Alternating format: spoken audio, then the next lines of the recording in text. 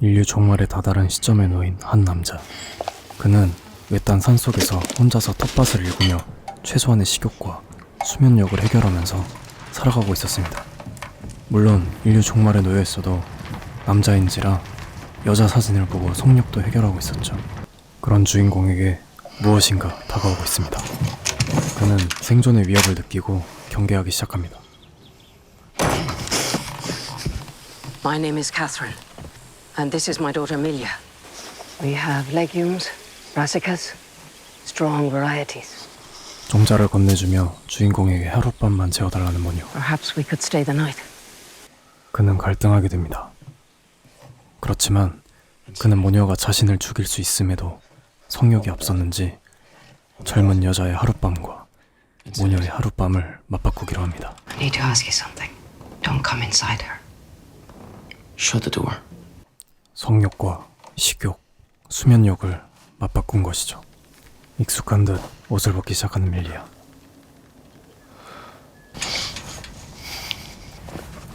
그렇게 세 명의 불편한 밤이 지나갔습니다. 캐서린은 딸이 마음에 드냐면서 같이 살아보는 것은 어떠냐고 물어봅니다. 그렇지만 남자는 처음 보는 모녀를 위험을 감수하면서까지 계속 데리고 있을 순 없었죠. 그렇게 약속한 대로 하룻밤만 재워주고 내쫓으려 하는데 밀리아는 가기 전에 남자를 한 번에 죽일 수도 있는 면도날을 들고서 그를 면도해주기 시작합니다.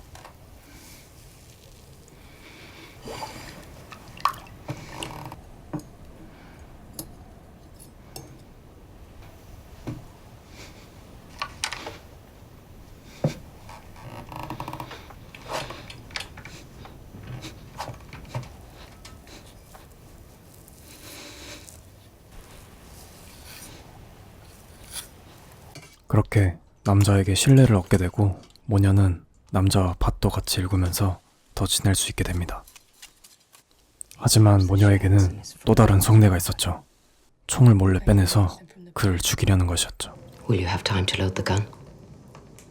I'll take it outside. By the time he reaches the door, I'll be ready.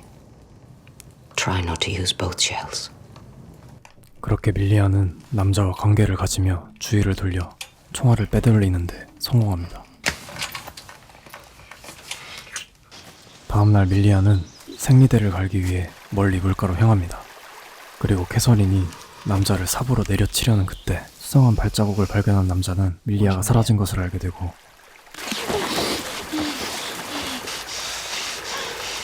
무엇인가 일어나고 있다는 것을 직감한 남자는 샷건을 들고서 밀리아를 찾아 나서는데 서로 마주함을 느낀 그 순간 남자는 총알이 사라진 것을 깨닫습니다. 바로 좆됐음을 감지하며 몸이 파르르 떨리기 시작합니다.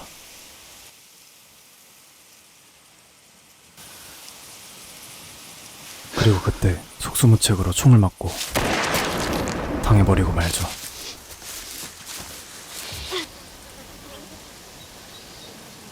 그리고 정체 모를 남자는 총알을 아끼려고 칼을 꺼내들다가 남자에게 당하고 맙니다. 그렇게 위기를 보면은 남자와 모녀. 모녀는 남자를 도우려 하지만 총알을 뺏어간 모녀는 아직 그의 위협 대상이었죠. Shut the door. 남자는 총상으로 몸의 상태가 점점 악화되어만 갑니다. 상처에는 구더기가 끓기 시작했죠. 남자는 하는 수 없이 모녀에게 도움을 청합니다. Go on, Izzy. 캐서린은 이 상황을 보고 입 하나 줄게 되어서 좋아하는 눈치였고 밀리아는 남자가 죽는 걸 원치 않아 보입니다. He's useful. You're getting sentimental. You're getting older. He was the one that bound me. 그날 밤 그의 몸이 얼음장처럼 차가워지자 모녀는 그의 몸을 문지르기 시작하고 그를 살리기 위해 서로의 몸에 뜨거운 물을 묻히고 남자를 껴안기 시작합니다. 그렇게 죽다 살아난 남자. 시간이 흐르고 어느 날 밤 남자의 집에 여러 명의 괴한들이 찾아오게 됩니다.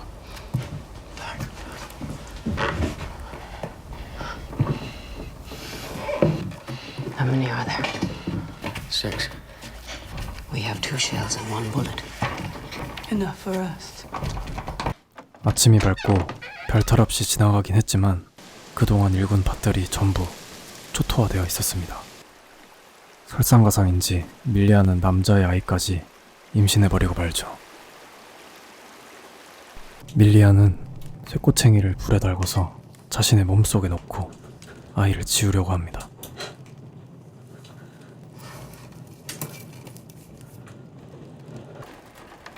You could shave him tomorrow. 다음날 캐서린은 남자를 죽이자고 합니다. 그러자 밀리아는 독버섯을 이용하자고 합니다. Emil, Those mushrooms. 그렇게 남자에게 독버섯을 먹이는 두 모녀. we're leaving. I'm not. 그런데 독버섯을 먹은 건 남자가 아닌 캐서린이었습니다. It's too late. You know it's too 뱃속에 late. 들어선 태아를 위해 밀리아가 늙은 캐서린에게 먹인 것이었죠. Don't waste the shell. 캐서린은 원망하기보다는 이런 상황을 수긍하게 됩니다. I need you to do it. 늙은 자신은 더 이상 밀리아를 보호해줄 수 없다는 위치에 있다는 사실을 알기 때문이죠. 그날 밤 남자는 밀리아가 임신한 사실을 알게 됩니다. 시간이 또 흐르고 괴한들이 또 들이닥치게 됩니다. 밀리아와 남자는 마지막 희망인 종자만 챙기고 이곳을 도망치려 합니다. 그러다 곧 괴한과 마주치게 되고 서로 죽고 죽이는 상황에 놓이게 됩니다. 그때 남자는 밀리아와 테아를 살리기 위해 적들을 유인하고